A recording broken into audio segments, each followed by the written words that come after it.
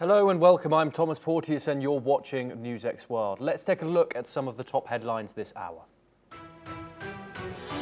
German Vice-Chancellor Lars Kleinbill, during his first visit to Kiev, has said Berlin will join European partners in providing security guarantees to Ukraine.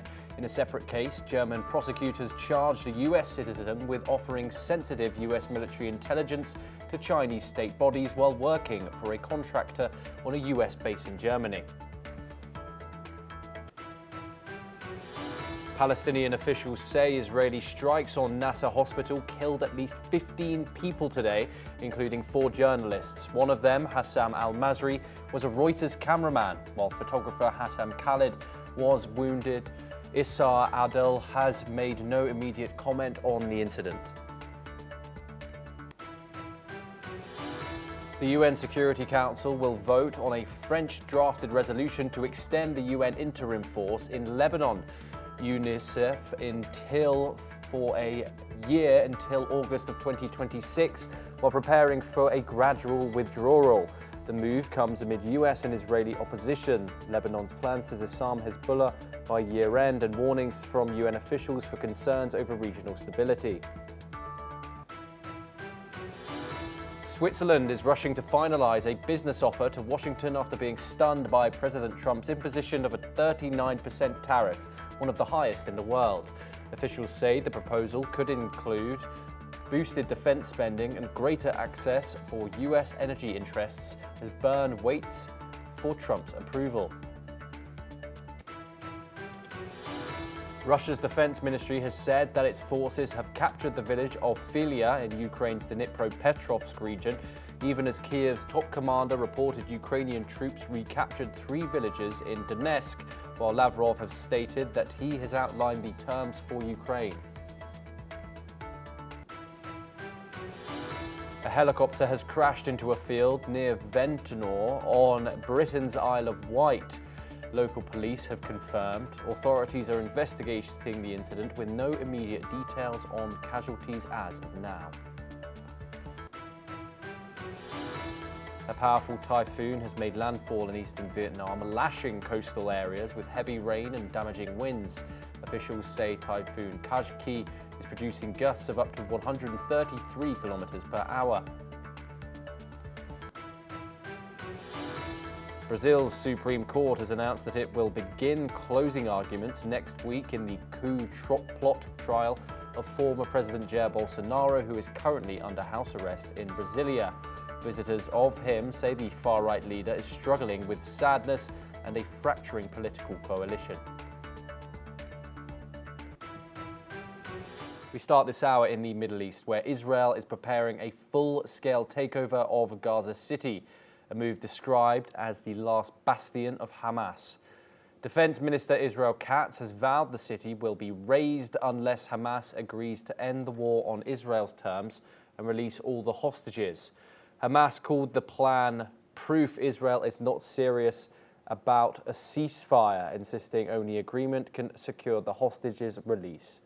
Meanwhile, Israeli strikes on Nasser hospital killed at least 15 people, including 4 journalists, among them cameraman Hassam al-Masri. The attack shut down a live feed from the hospital's moments before the first blast. Palestinian officials say more than 240 journalists have been killed in the Gaza war since it began in October of 2023. We're now joined by Ali M. Bushback. He joins us live from Cairo, and he is an independent Palestinian researcher. Ali, we have, since speaking to you last, had an Israeli response in regard to this attack. Israel said it is going to look into the incident. This, of course, comes as condemnation comes from all angles. Bear with me 1 second while I find the exact wording of the statement that the Israeli government has released. It said it is going to conduct an initial inquiry after the strike on Gaza hospital. It said that earlier today, IDF troops carried out a strike in the area of Nasser Hospital in Khan Yunis. The chief of the General Staff instructed to conduct an initial inquiry as soon as possible. It also said it regrets any harm to uninvolved individuals and does not target journalists as such. Your thoughts on this statement, the reliability of IDF investigations, and its also statement that it says that it regrets any harm to uninvolved individuals?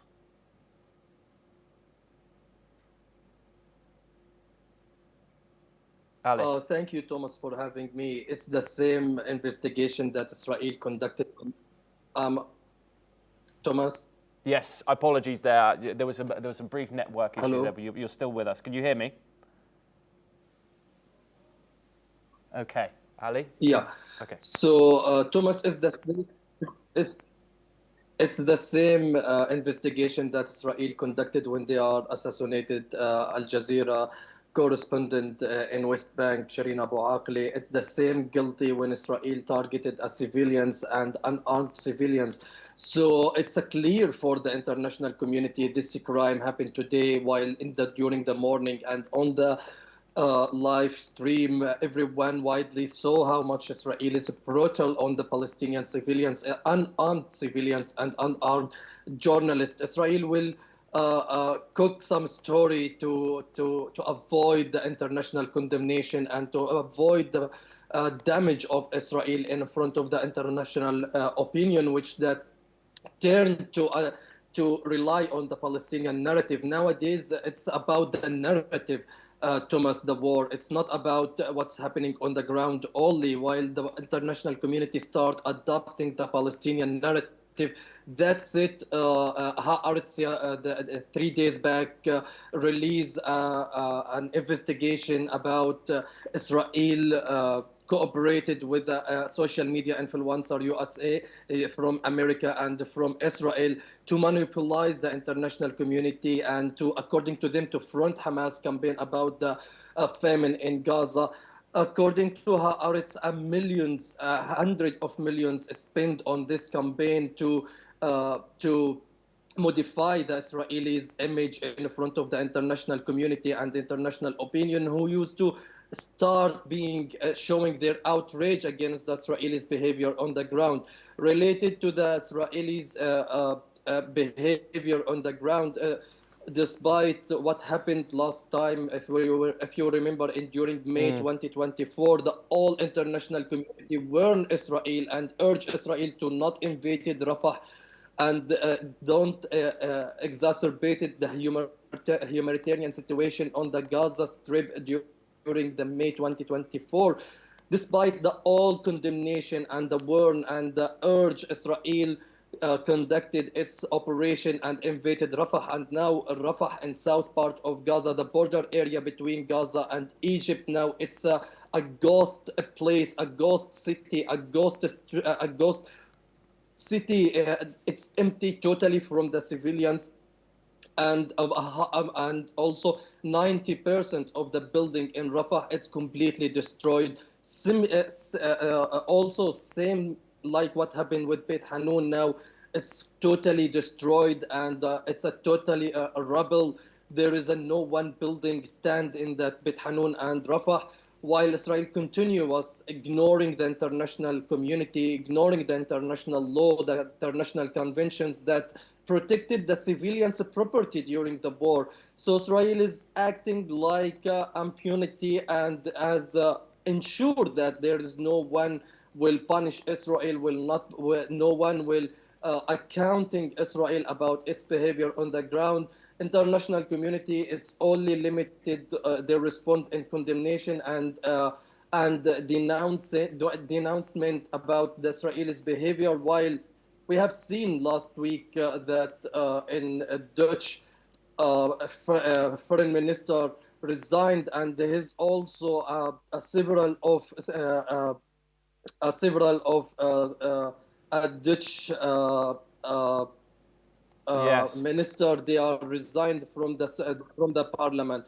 So the situation on the ground, it's totally behind the imagination. Israel continuous bombardment Gaza City. Now I was talking to one of my friends. He's in a Sheikh Ridwan neighborhood. He confirmed that the intense bombardment it's still ongoing up to I'm talking to you up to now.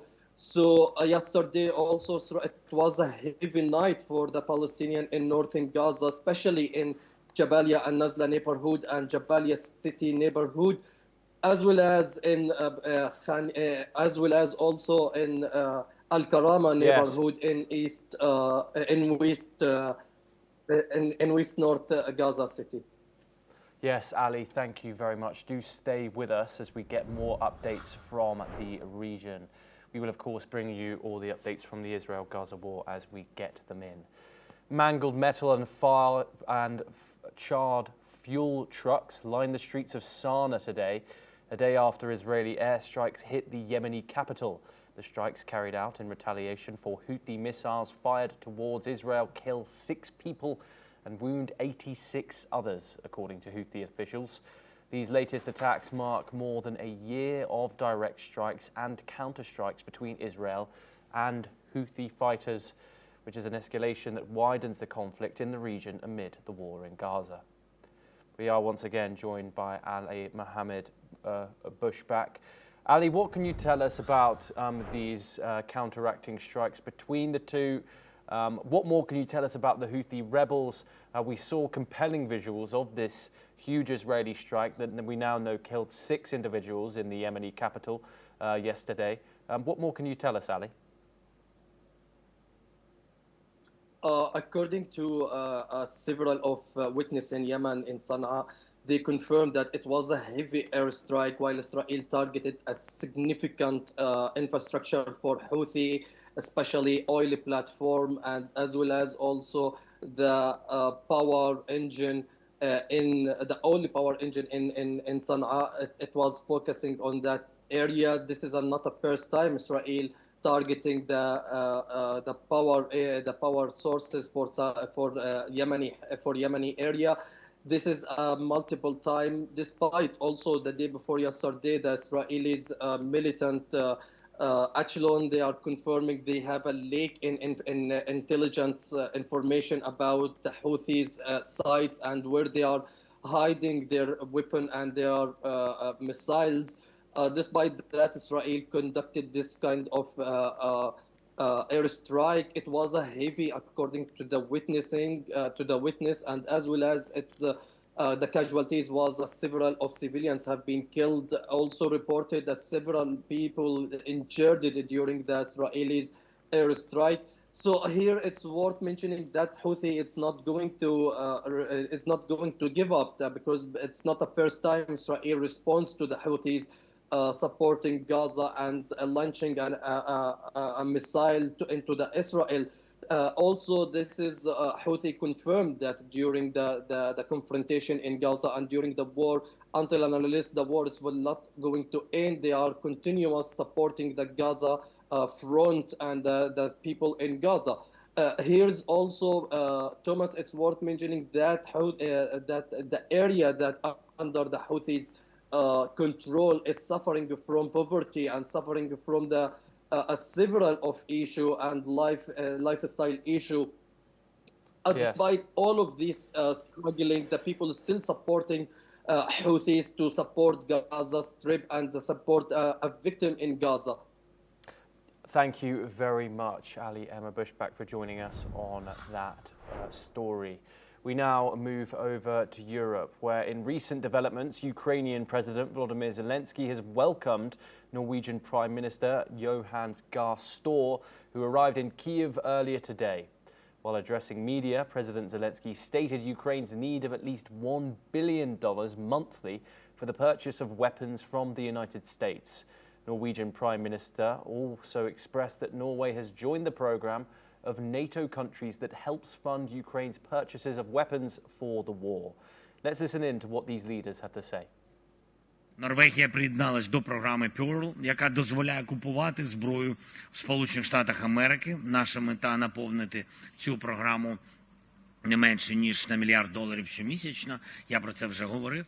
Today, Mr. President, I have announced that Norway's high level of support to Ukraine in 2025 will be continued into 2026. So that means, translated into currency, you understand, $8.5 billion in 2026, which I will propose to Parliament. Kyiv has been pushing harder for stronger Western aid. These statements have come at a time where there are talks of peace negotiations between Russia and Ukraine mediated by the United States. We are now joined by Dr. Satoru Nagao, and he joins us live from Tokyo, Japan. He's a fellow at the Hudson Institute. Dr. Nagao, thank you very much for joining us here on the program.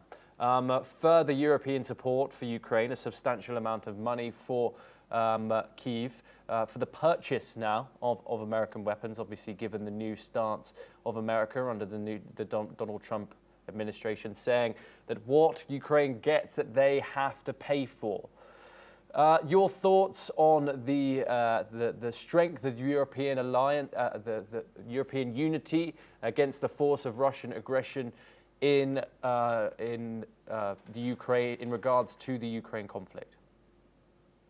United States do not want to use their resources too much in the regional issue that they're focusing on China instead. So that's why the European must pay if they need to support Ukraine is the stance.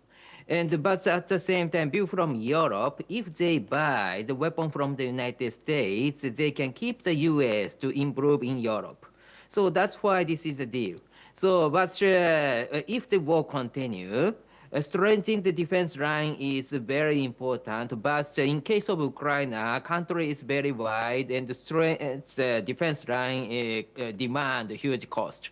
So that's why this is price Ukraine calculate, and the European must prepare. Without this, the US will not think this is beneficial for the US interest. So that's why the European will face a crisis, which is Russia's threat will grow, and the European need to deal with, but they do not have the military production capability, and so that's why they must prepare the money to buy the weapon from the United States to strengthen the defense line. So that's why this is the price they calculate. That is the answer, and some European countries start to say we have the will to contribute. So yes, that is natural process of the logic. Yes, indeed, Dr. Nagao. What are your thoughts about the current situation in regards to the diplomatic developments on the road to peace here in this conflict? We, of course, have seen statements from the Kremlin where a bilateral meeting between Zelensky and Putin seems more and more unlikely. Especially as there is more talk of European security and possible American aerial security when it comes to a peace settlement, which Russia has strongly spoken against in the past. Have these talks stalled? Yeah, interesting and the simple fact is, if the continuing war is beneficial for Russia, the Russia will continue the war. So that's why the strength and defense line, why this is needed, because strength and defense means that they're paying more cost for Russia. So Russia must pay, and they can calculate this is beneficial or not. So this is basically deterrence-related issue, but at the same time, in this case, indeed, since 2014, Russia has expanded their territory one by one, step by step, even if this is not drastic increase. But so that's why the view from Russia, Russia want to continue the war to expand territory is natural. So view from Europe, they need to dissuade Russia by raising the cost of the military operation of Russia. In this case, strength the defense line is very important, so that's why they need to prepare the money to buy the American weapon to strengthen the defense line. That is connected. Without this, there is no negotiation table. So because Russia wants to continue the war.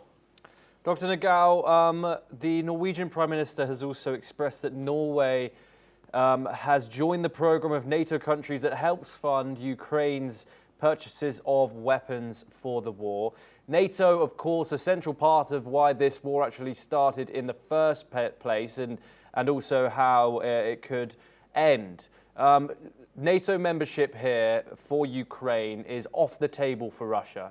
That's an absolute no-go for Moscow.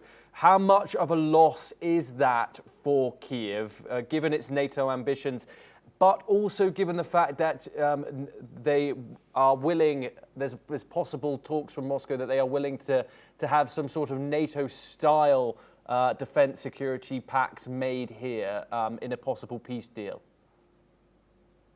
It is a little bit ambiguity because how to deal is the matter in this case. So this is the line that Russia can accept. This is the line NATO can or Ukraine can accept. So they are seeking the same line. Both Russia and Ukraine can agree, or both Russia and NATO agree. So, but Russian side want to continue war, and the NATO side do not want to continue war. So in this case, line is a little bit different. So that's why the same line they need to find to deal, but still this is under the negotiation, and they try to find the clear answer. And the key point is, despite Russia want to continue war, NATO try to dissuade Russia's war by securing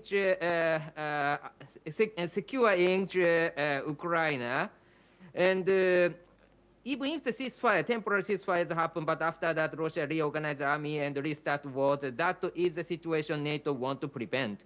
So how to do that is a matter, and if the NATO secure the situation, can Russia accept? That is another matter. This is a matter, I think. Yes, Dr. Nagao, do stay with us for further updates from the same story. We have some more information for our viewers. German Vice-Chancellor and Finance Minister Lars Kleinbell, during his first visit to Kyiv, announced that Germany's participation in providing security guarantees for Ukraine alongside European partners. The discussions are still in their early stages, with emphasis on ensuring Ukraine shapes any security framework itself. Key priorities include strengthening the Ukrainian military and expanding arms production within the country. Germany signalled readiness to assume responsibility in supporting these guarantees, while stressing that negotiations must start with a ceasefire. This visit comes amid international efforts to secure lasting peace in Ukraine, as Moscow continues to resist immediate talks, leaving the path to resolution uncertain. Let's listen in to what he has to say. Wir stehen als Bundesrepublik Deutschland, als Bundesregierung an der Seite der Ukraine. Das haben wir in den letzten 3,5 Jahren immer wieder deutlich gemacht. Und glauben Sie mir, das ist hier in den Gesprächen bis jetzt und wird sicherlich auch heute Nachmittag noch deutlich, niemand wünscht sich den Frieden mehr als die Ukrainerinnen und Ukrainer selbst. Und auch bei diesem Weg werden wir sie als Bundesregierung begleiten. Es liegt jetzt an Wladimir Putin, zu zeigen, dass er ein ernsthaftes Interesse an einem nachhaltigen, einem gerechten Frieden hat. Und dafür finden gerade viele Gespräche statt. Ich sage hier allerdings auch sehr klar, dass es jetzt bei Putin liegt, demnächst klar sein auch, dass am Beginn jeder Verhandlung der Waffenstillstand steht, also das Töten durch Wladimir Putin aufhören muss. Und klar ist auch, dass wir jetzt im westlichen Bündnis gemeinsam mit der Ukraine die Frage der Sicherheitsgarantien vorbereiten. Das ist ein intensiver Prozess, der ganz am Anfang steht, aber bei dem völlig klar ist, und das will ich hier nochmal unterstreichen, dass wir als Deutschland natürlich auch Verantwortung tragen werden. Ich bin auch heute in die Ukraine gekommen mit der klaren Botschaft, dass unsere Unterstützung weitergeht. Dass wir unsere Freundinnen und Freunde in der Ukraine nicht im Stich lassen werden. Schon 2 Sachen, die für mich wichtig sind, ist, dass wir auf der einen Seite eine wirklich starke, auch verteidigungsfähige ukrainische Armee haben. Da tun wir heute schon unseren Teil als Bundesrepublik, aber das muss weitergehen und das wird weitergehen. Und das Zweite ist, dass auch hier in der Ukraine die Rüstungsproduktion hochgefahren wird und die Ukraine dadurch in die Lage versetzt wird, sich zu verteidigen und auch abzuschrecken. We are now once again joined by Dr. Nagao to discuss this further. Germany, along with many other countries, including the United Kingdom and France, have pledged unwavering support to Kyiv, Dr. Nagao, especially when it comes to a peace deal. Boots on the ground, however, is another issue. UK and France have said that they will do so. German Chancellor the Germans have not. Could you go through the different types of security guarantees that could be possible for Ukraine, given that there is, of course, a ceasefire here? And also, of course, you have to bring in the aspect of the possibility of American air support as well. If you could analyse that for us, Dr. Nagao, just quickly in regards to the different types of security guarantees there are and that they would be available if Russia were to agree to certain terms. It relies on the definition, but each support is each type of the contribution has each role, so different role. So, for example, each UK ground troops or France ground troops locating the borderline, front line between Russia and Ukraine. In this case, even they are ground troops. This means that what they can do is limited, but they could be the hostage. If Russia kills them, this country can join the war. So that's why there is one kind of hostages. But real contribution came from the air. So if U.S. contributes from the air, yes, information, the air strike, everything came from air is decisive in the warfare. So that's why, but they cannot be the hostage. If the Russia ignore, there is no reason for the United States to attack. So that's why the ground troops has the role. They could be the hostage. Air support, decisive factor in the warfare. So they can contribute, but they cannot be the hostage. So German's decision of what they can do. In this case, of course, joining the ground forces means that they try to be the hostage. This means that Germany has the will to join the war. But if they try to avoid this situation, yes, they can contribute once the start war, but at the same time, there is no guarantee Germany will join the war. But that is my current situation. Yes, thank you very much, Dr. Nagao, for giving us that insight and analysis. Pleasure to have you on the program as always. We now move over to Southeast Asia, where Vietnam prepares as a powerful typhoon, Kajiki, approaches its coasts. Authorities say they have evacuated around 30,000 people from vulnerable areas, with plans to move more than 500,000. Over 16,500 soldiers and 107,000 paramilitary personnel have been deployed to assist with evacuations and stand by for search and rescue operations. The storm is expected to make landfall later in the day, with winds reaching up to 166 kilometers per hour. Let's listen in to what some evacuees had to say. Đây là ở một thân một mình hài đây là có chỉ là 6 khối với chỉ loa rồi là lên trên đồ nhà thủy đậu đấy. Đây đi với ba Hồng với chú An đấy, đi với mấy chú công an nữa. Họ nhủ lên đấy. Trước thì không, những lần trước thì không di tản. Nhưng lầnนี้thì bão to. Cơn bão này thì theo đài thông báo thì đường bão rất to. Nhưng chính quyền địa phương người ta vận động dân để đi tránh. Có thế thì mong mình lắng mà bão đánh tan để về đi làm ăn vì mình cũng có cái kinh tế vì mình là cũng có tính nữa. Với hai người là nói thật với em bão nó cũng rất nguy hiểm. Thứ nhất là tính mạng con người, thứ hai ví dụ máy hư hỏng hay là cái gì đó thì mình cũng có kinh tế để mà xây sửa rồi là vì tốc nó cũng khổ. Bởi vì mình cũng dân lao động dân đi làm thuê cũng có khả năng để mà nói thật về em cũng có khả năng để một vài triệu bạc để mà sửa mà. Thật. Meanwhile, 2 reports in the Thanh Hoa and Quang Binh provinces have been closed, and Vietnam Airlines and Vietjet Air have cancelled dozens of flights. Coastal authorities have also ordered ships to remain in port, calling back any vessels already at sea. Vietnam regularly faces deadly storms, with flooding and mudslides a constant threat. In the first 7 months of 2025, natural disasters have already left over 100 people dead or missing.